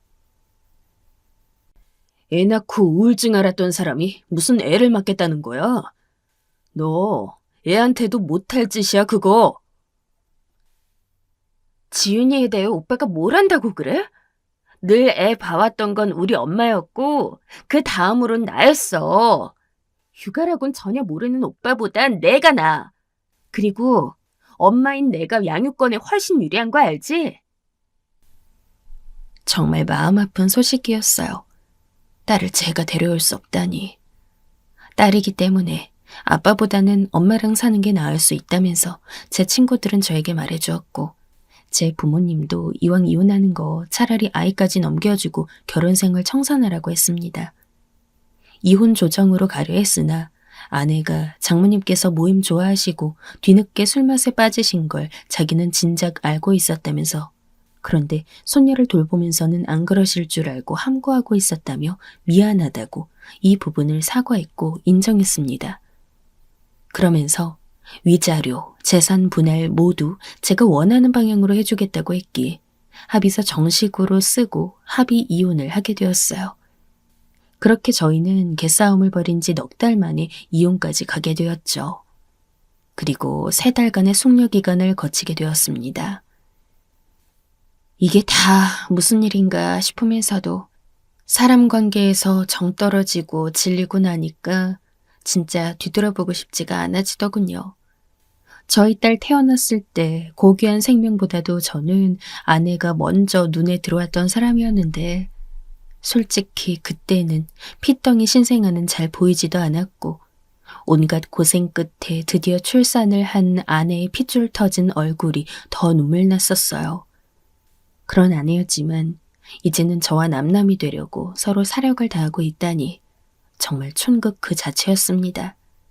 속은 골마 있었으나 애써 담담한 척 지내고 있던 그때, 저는 아내의 친구가 올린 SNS 게시물을 보게 되었습니다. 겨울인데 하나도 안 추움. 기분 전환 가평 펜션 나들이. 파티할 거니까 코로나 꺼져. 펜션에 친구들이 놀러간 모양이었는데 사진 속에 저와 이혼 진행 중인 아내가 있는 겁니다. 아이는 어쩌고 친구들이랑 놀러간 건지, 또 장모님께서 혼자 보시려나, 이런 생각이 들었죠. 그 순간 정말 하늘이 절 도왔습니다. 좋은 날씨의 주말 저녁인데 아내마저 집에 없다? 머릿속에 생각 하나가 번뜩인 겁니다. 저는 실례를 무릅쓰고 당장 앞집 아저씨에게 연락을 했어요. 늦은 시간에 죄송합니다. 예, 저 애기 아빠입니다. 죄송하지만 지금 댁에 계시나요? 그럼 혹시 저희 집 벨 한 번만 눌러봐 주시겠어요? 사람 있는지 확인이 필요해서요. 말씀 듣고 나와서 지금 누르고 있는데 아무도 없는 것 같은데요? 그런가요? 네, 알겠습니다. 감사합니다. 잠시만요. 안에 있나 봐요. 귀 대고 들어보니까 아이 목소리 같습니다만, 이거 애가 훌쩍거리는 소리 같은데 아무래도. 재벌은 남 못 준 장모님께서 또다시 출타를 하신 게 분명했어요. 재차 아저씨를 통해 상황을 확인받은 저는 결심을 굳히고 어려운 부탁을 드렸습니다. 정말 죄송하지만 지금 심각한 상황이라서 꼭 좀 부탁드리겠습니다. 아이가 혼자 집에 방치되어 있는 상황입니다. 짐작하시는 것처럼 상당히 상습적으로 저희 장모님께서 그러고 계신 거고요. 제가 사정이 있어서 그런데 저희 아이를 위해서 112에 신고해 주실 수 있을까요? 네? 경찰에다 신고를 해달라, 이 말입니까? 맞습니다. 혹시 이 신고로 손해나 피해를 입으신다면 제가 책임지겠습니다. 무조건 사리 또한 해드리겠습니다. 저희 방치된 아이 생각해 주시고 앞집 이웃으로서 신고 좀 넣어주세요. 부탁드리겠습니다. 거참. 그래요, 알겠소다. 그동안 나도 어린아이가 걱정되긴 마찬가지였으니까 일러주신 대로 내가 경찰에 전화해서 신고할게요. 앞집 부부 2분께서 합심하여 상의를 하고 말을 맞추신 끝에 경찰에 신고를 해주었어요. 아이가 자주 방치되어 있는 정황을 그동안 많이 봐왔고 여러모로 의심을 품고 있었는데 우는 소리가 들려서 신고를 넣었다고 그렇게 말씀하셨다고 합니다. 제가 따로 감사 인사를 드렸고 극구 사양하시긴 했지만 약소하게나마 사례 또한 해드렸어요. 역시나 제 예상대로 장모님은 지인들과 소주 병나발을 불면서 즐기고 계셨더군요. 오빠, 미안한데, 우리 엄마가 또 지훈이 놔두고 밤에 나가셨더라고. 분명 안 그러겠다고 나랑 약속도 했는데 왜 또 그랬는지는 나도 진짜 모르겠다. 친구들과 펜션 잡고 놀고 있는데 난데없이 집에 경찰 출동했다고 연락받은 것에 아내는 큰 충격을 받은 듯 했습니다. 아내는 건강 문제로 인해 술을 입에도 안 대고 사는 사람인데 그 모친인 장모님께서는 어떻게 그렇게 술을 좋아하시고 술자리라면 사족을 못 쓰셨는지 모를 일이에요. 심지어 먼저 가신 장인어른도 간질환으로 세상을 뜨셨던 것이라는데도 말이죠. 저는 숙취에 찌든 장모님의 연락을 받았을 때 남아있던 일말의 미련도 털어버렸습니다. 이봐 장서방, 애 두고 나왔다고 경찰이 왔다고 하던데 앞집에 그 예민해서 빌어먹을 부부가 신고를 한 모양이야.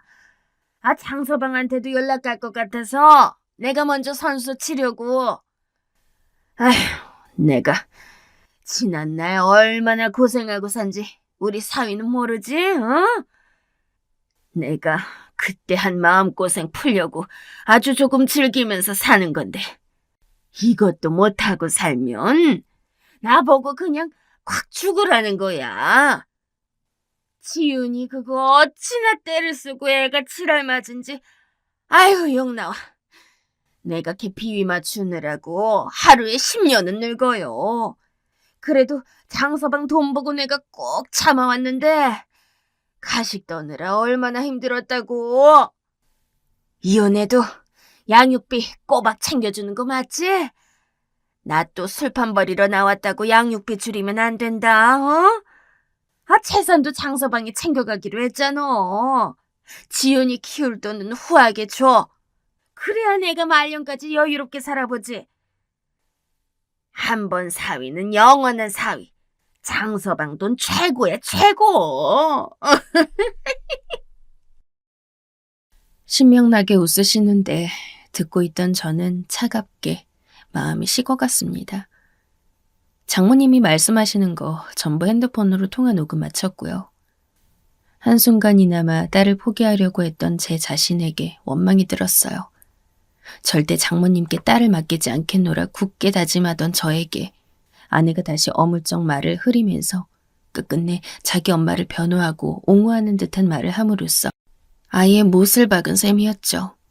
이 모녀는 자기들끼리 서로가 안 됐다며 위로하고 아껴주면서 지내는 게 맞아 보였어요. 그 사이에서 저와 딸은 빠져주는 게 맞는 것이었고요. 아내는 급격한 스트레스로 인해 컨디션이 너무 안 좋아져서 알아 누웠다고 했습니다. 자기 몸 아프면 원래 세상 돌아가는 것도 안 보이는 법이죠.